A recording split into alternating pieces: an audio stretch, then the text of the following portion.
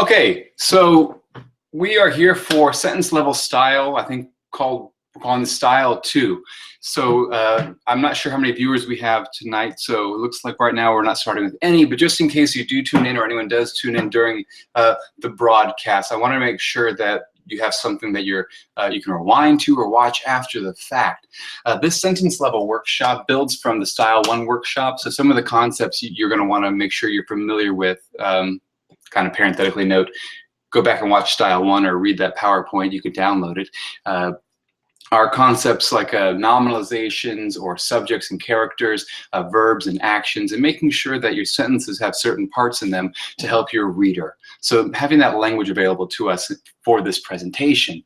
So if you're watching the PowerPoint here, or you opened it from the workshops, the link, and downloaded it, this sentence level style workshop focuses on how to place content, how to revise content in a sentence to make sure that it works for your reader. So we write oftentimes and things make sense, and we always forget or tend to forget parenthetically, they make sense to us. So if our goal is to make things make sense to others, and we have to ask that question, who's making sense of this?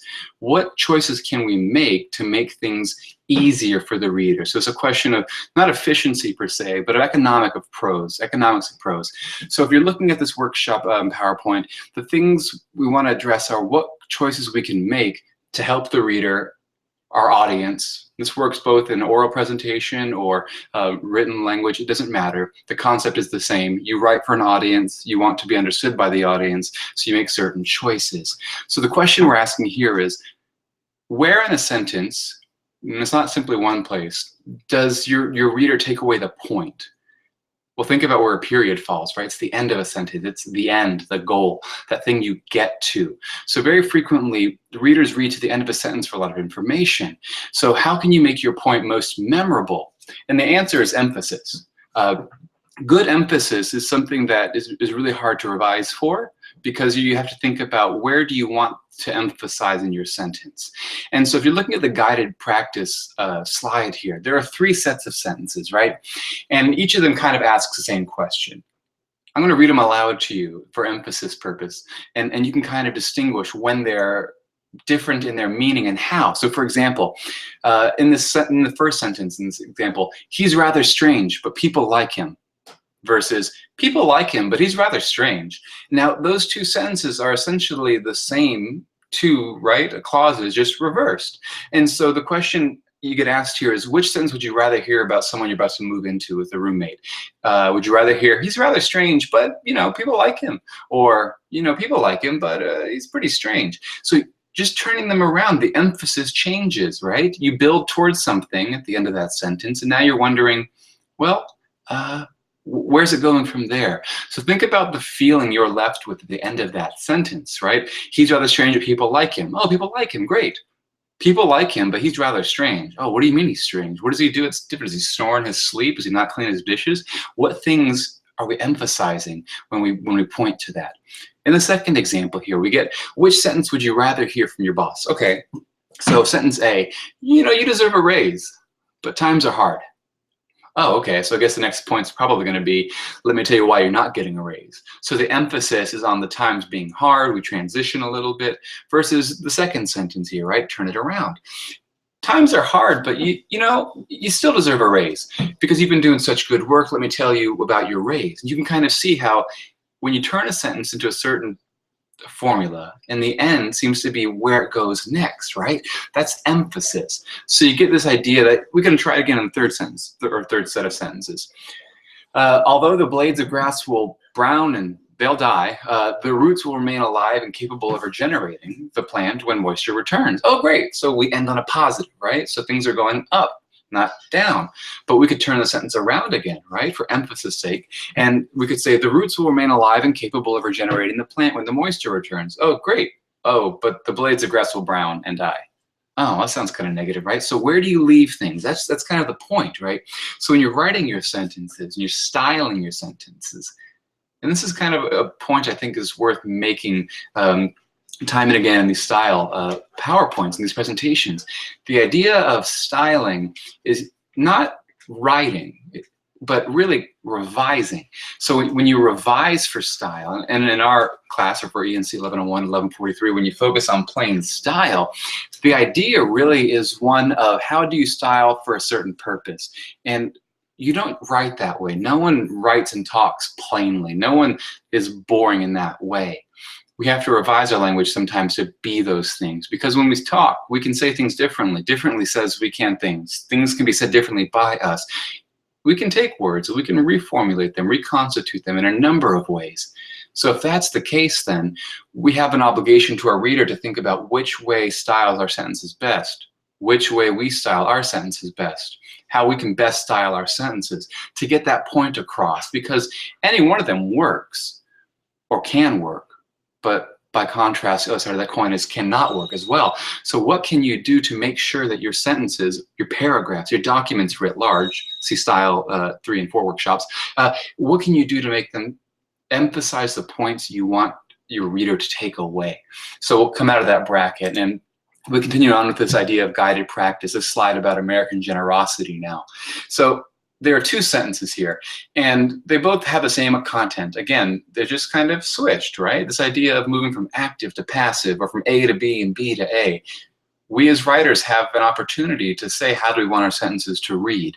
So when we make these choices, we have to be cognizant of the fact that readers will read them, and we want them to read them a certain way. So we give them guiding principles. For example here, of all countries, the United States gives the largest dollar amount to foreign aid, but in fact, this represents a much smaller percentage of GDP compared to other nations giving. That but, right, that kind of disjunctive conjunction that turns things, makes everything seem kind of sour. At the beginning, it's great, right? Of all the countries, the US gives the largest dollar amount to foreign aid. But there's that but, that technical, right? Let's turn it around. So in fact, while it represents a much smaller percentage of our GDP compared to other nations giving, but of all the countries, the US does give the largest dollar amount to foreign aid. Okay, so while maybe the lesser number, right, the least number percentage-wise, and whole dollar amount, this is the greatest number. Well, now it seems like we're doing a really good job here for the United States, right? So that judgment changes, and we look at things and we see these things and we say, okay, we can convert a sentence to make it work in a way that helps our reader take away the meaning we want. So we come back to the sentence of American generosity. Do we want the reader to take away this idea that the US could contribute more because, well, only a certain small little GDP percentage is being given in terms of foreign aid? Or do we want to stress this virtue of generosity within the United States giving habit and saying, out of all the countries, it's the greatest? So when we switch sentence parts around, there's a great effect. So that idea of syntactical arrangement to how those parts relate is key to your process of revising. So when you put a draft together, say your summary draft for your group wiki, and you put it in there, and you have your ideas out there, they made sense to you, you've read that text, you read Poe's composition, and you're thinking, okay, I think I get it, I've written it out, and you return to it. How many of you have felt like, well, when you got back to your summary, you thought, this doesn't make as much sense as it did before? Or if you're in 1101 and you read Michelle and Aiden's text, and you're thinking to yourself, this, it made sense when I wrote it, but I've returned to it and it doesn't now. Well, has anything changed? Did the words change? Or did your understanding of the words change? Or did your relationship to those words change? So when you look back at that paragraph and you think about how to revise it, or to style it differently to get the ideas there, you can address those kinds of questions. And you want to look at each sentence at the sentence level. And so one of the pieces of advice that served me well, and that students tend to receive well, is you can take a paragraph and you can number the sentences like a recipe in a cookbook. You can take those things and you can enumerate them, because sentences really are a numbered list, right? They're an organized list. And if you read them in that way, you start to see how each sentence relates to the next. And if you do that, well, then you can think about, well, what does the reader need to know first, second, third, fourth? Have I used transitional language to get from one thought to the next? Because if you do that, you're thinking now about what the reader needs to know. Have I made clear what the connection is between sentences 3 and 4, 4 and 5? How is that subsequent to the preceding sentence? If it's not, how can I make it clear that it is? And if it doesn't relate at all, well, I need to move it somewhere else. So when you're thinking about revising, you're trying to attend to this idea of making the sentences work together, not just for you as the reader who can, I guess, get it because I read it and wrote it, but make sure that for someone else, think about the most estranged individual, someone who's never read this text, someone whom you're calling on the phone, someone who is of a different generation or culture. Could you make that summary make sense to them? Could you make that paragraph make sense to them if you walk it through those steps? So if you're still watching, there's this idea of independent practice now. So we've gone over a definition of what is emphasis. How do we shift emphasis in a sentence through revising, right? And then we went through a couple different examples to kind of compare effect. This last section is an independent practice section, and there are a bunch of different kinds of things you could be doing here. And I'll walk through a few of them, but really this is a more interactive mode. And so if you have the opportunity, it's great to come into the Writing Center and have this conversation work on your actual writing. Bring your summary in, bring your last project 2 paper in, and find moments where you can work on emphasis. So if you take the ideas in style 1 in that workshop, and you think, do I have good sentence subjects who are flesh and blood characters? Do I have good verbs that are close to those sentence subjects that are actually action words, not verbs like is or do? And are they at the beginning of a sentence so they're not so confusing for the reader? Then I'm building good momentum, and I can move towards hard to understand ideas at the end of the sentence, which then becomes old information in the next sentence. So emphasis, right? These independent practice questions. There are a couple sentences here. So for example, with the tightening of state funding for education, budget cuts seem inevitable for schools nationwide these days. The problem with this sentence is that there's not an active agent. There's not a flesh and blood agent as a sentence subject, right? So we get this lead in with the tightening of state funding for education. 8 words to lead in. That's a long clause, right? That takes the reader a lot of time to understand this abstract idea. And then the next sentence, but part of the sentence rather, budget cuts seem inevitable. Well, budget cuts aren't things, they're not concrete, they're abstract, and really to cut is a verb. So who cuts? Well, let's try to see if we can find the human agency in the sentence, and I think if you do that, you'll start seeing that it's easier to figure out how to revise the sentence. So with the tightening of state funding for education, who's doing this? As the state tightens funding, perhaps, they'll have to cut budgets, something in that way. Budget cuts seem inevitable for nationwide these days. So part of this problem is that we're trying to emphasize this idea of state governments is where the issue originates. So we want to put that at the end of the sentence. So we try that way of flipping things around and investing in concrete agency. So budget cuts seem inevitable for schools nationwide, comma, especially given that states are cutting funding for education. Period.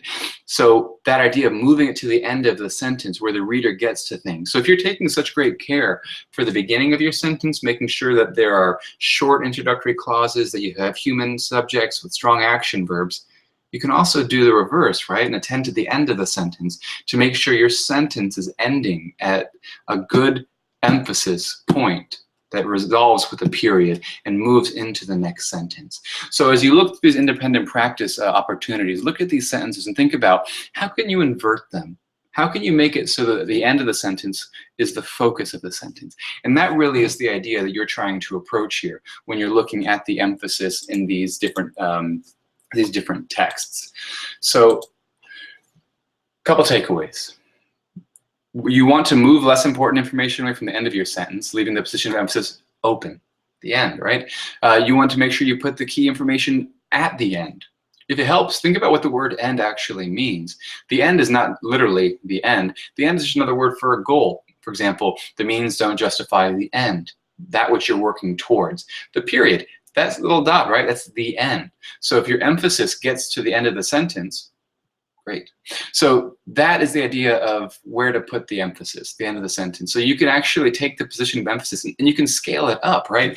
So this applies not just to sentences, but to paragraphs, to documents, right? So you move towards your point. So when you're writing a paragraph, you get to the end of that paragraph and you're actually able to document and show what your point is. You don't start with the point, you resolve with the point. You reach the end of a paragraph. If you can think of it in terms of a metaphor or an analogous sentence, right? The beginning of your paragraph identifies the who and the what, and it moves towards that point of emphasis at the end of the paragraph and resolves and moves into that next thought. So at this point, I'd urge you to walk through the independent exercises here and try to resolve those. And I'd also point out that you should be watching the earlier workshop 1, because it really does give you that vocabulary of understanding here. So to better understand the material and style 1, 2, and 3, and 4, they're related, right? So as you can, go back, look at those, because the PowerPoints are available, right? You can go look at those. And then for the actual content, you can watch older episodes. You can go to the workshops page on our Writing Center site, go to the bottom, click on the YouTube link, and there's a whole folder of all the preceding videos of the first year series.